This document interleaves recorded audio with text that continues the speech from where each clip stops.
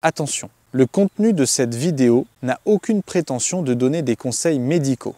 Je ne suis ni médecin, ni faisant partie du corps médical ou paramédical. Si des personnes ont besoin de conseils concernant leur santé, je les invite à se rapprocher de leur médecin traitant. Salut les copines! 4e jour de jeûne et alors là je dois vous avouer que j'ai beaucoup de trucs à vous raconter. Je tourne un petit peu plus tard que prévu, donc peut-être que la vidéo sortira plus tard aussi, parce que on va dire que tout ne s'est pas passé comme je l'avais espéré. Commençons par la journée d'hier. Alors justement, je vous avais dit que j'allais me retrouver dans un apéro, où il y avait pas mal de gens, etc. C'était dans un village à côté.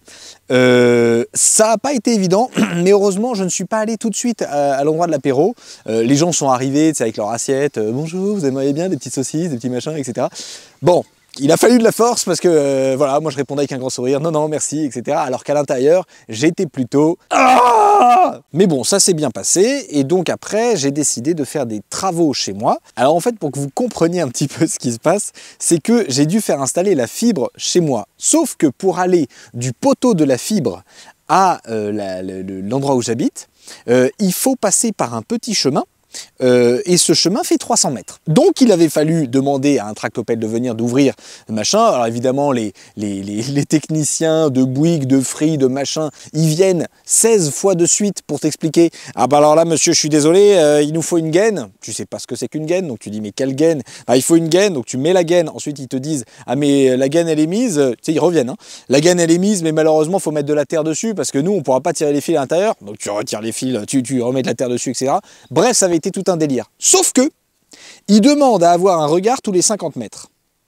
Qu'est-ce que c'est qu'un regard? Tu sais, c'est les blocs en béton, là, qui te permettent d'avoir un couvercle pour aller regarder si jamais il y a un problème au niveau de la connexion. Et moi, ça faisait perpète que j'avais les regards, j'avais les couvercles, mais j'avais absolument aucune motivation. Avec mon dos en plus, vraiment, j'avais pas envie parce que ça pèse assez lourd les regards en béton. Hier, comme je vous ai dit, plus de mal de dos. Donc je me suis dit, eh ben en avant, j'y vais, je me lance et je fais les regards. Donc c'est ce que j'ai fait les regards. Alors il faut recreuser un carré autour du fil, donc la pelle, etc. Ensuite, il faut creuser des trous dans les regards pour faire passer les fils. Bref, je te passe les détails, même si je t'en ai donné beaucoup.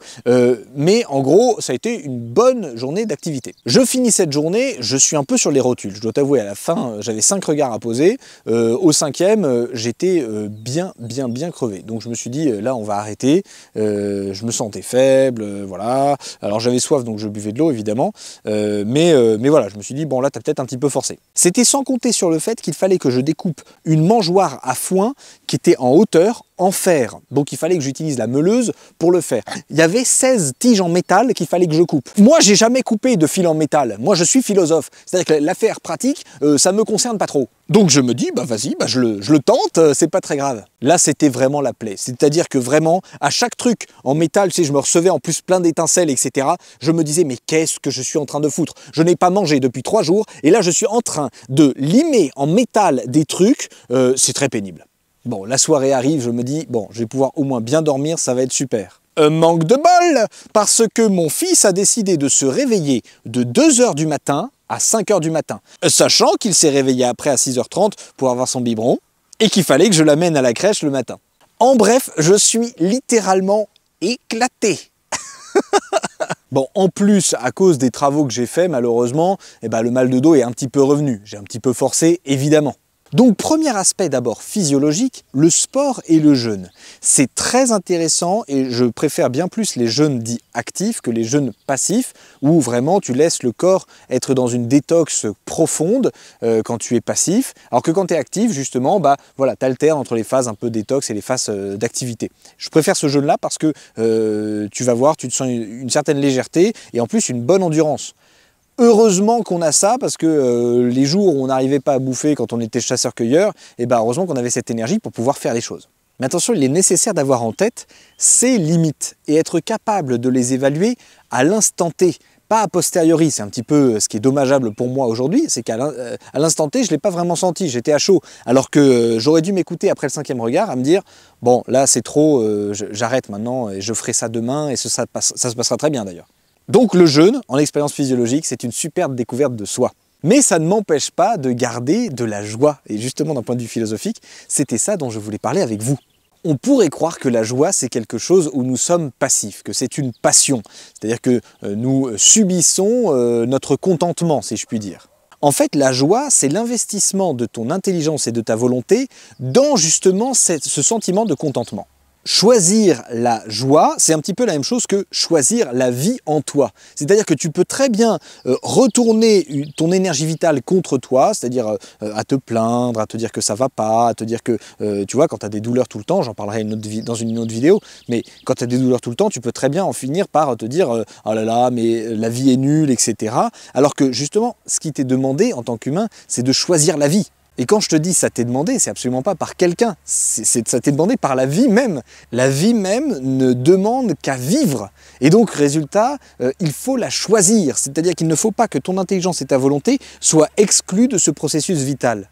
C'est la même chose pour la joie. La joie, il y a un moment où le sentiment de contentement, il ne faut pas l'attendre pour qu'il puisse exister. Lorsqu'il existe, c'est-à-dire que ton intelligence et ta volonté sont capables d'obtenir certaines joies, même si tu es fatigué, même si tu as mal, même si tu n'as pas bouffé depuis 4 jours. Finalement, la joie, elle peut être au rendez-vous. Alors c'est sûr, en fonction des heures pendant la journée, ça va être plus ou moins compliqué.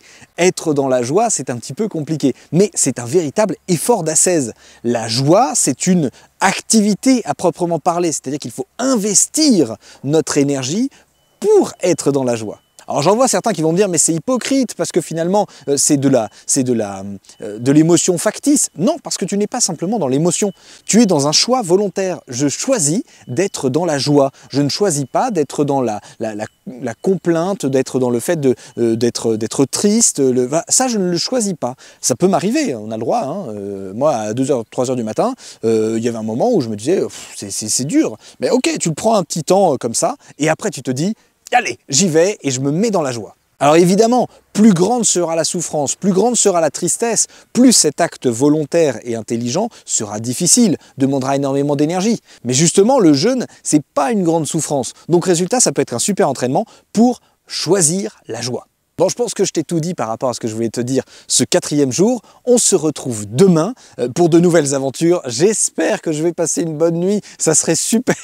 Mais en même temps, si c'est pas le cas, on acceptera le réel tel qu'il est pour ce 5e jour à venir. Bon, le check-up beauté ne doit pas trop me réussir aujourd'hui. Hein. C'est-à-dire que là, je dois être vraiment éclaté.